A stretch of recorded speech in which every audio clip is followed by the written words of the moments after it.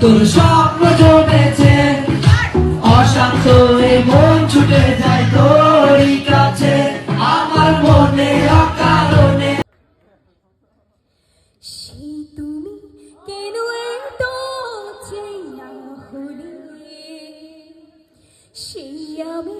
কেন তোমাকে দুঃখ দিলে কেমন করে তো